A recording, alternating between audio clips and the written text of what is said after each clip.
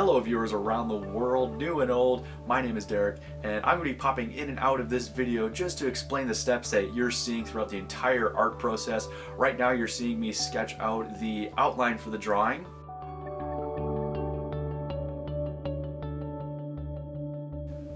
Obviously this is just to plan out the positioning and how I want the character to look. The character you're seeing me draw is Exodia from the Yu-Gi-Oh! Trading card game.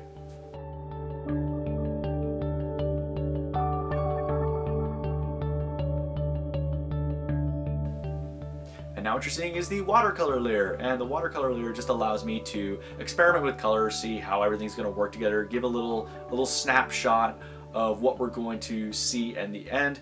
And it also helps when I put down the chalk pastel layer, because if I just put down the chalk pastel layer without the watercolor underneath, because of the paper I'm using with all the pockets and little divots, the roughness, I would get a very rough texture, some pockets of just very saturated, you know, that rough texture look, and that's not something I want. Watercolor, putting down a layer of watercolor just helps smooth out the color.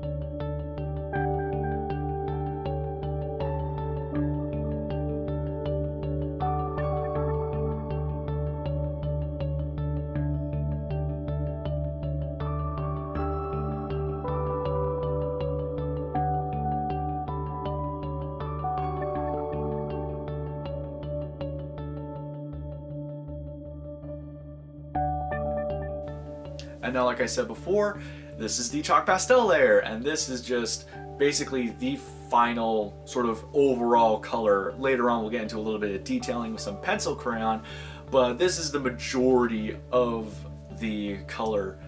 I really like working with chalk pastel. It allows for some amazing gradients and shading with the color. It's probably my favorite medium to work with.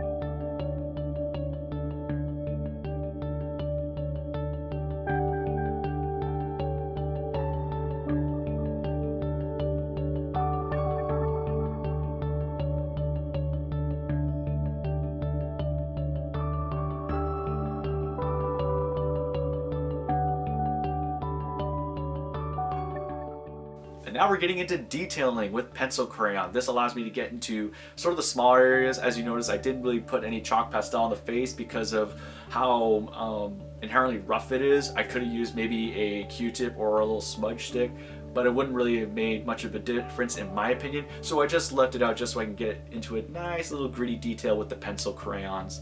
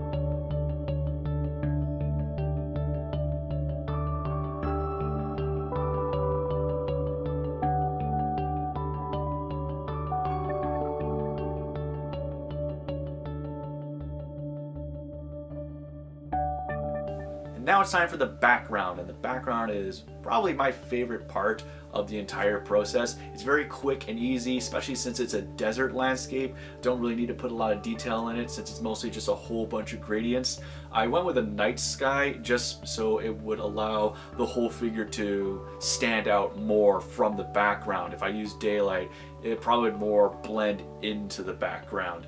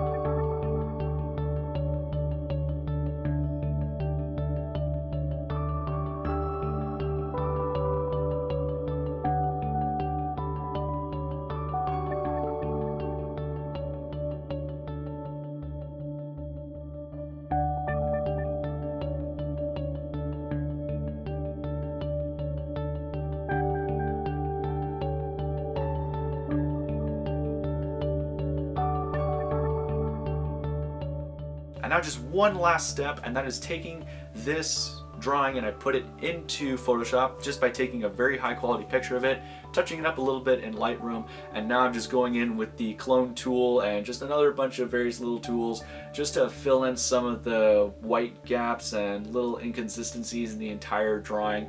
Also to add a little bit of effects on the sort of energy sphere of his obliterate attack, just to make it look a little bit more like an energy ball, I guess. Just using some effects that I really couldn't use or do with the medium that I had while I was working on it. Yeah, that's a sentence.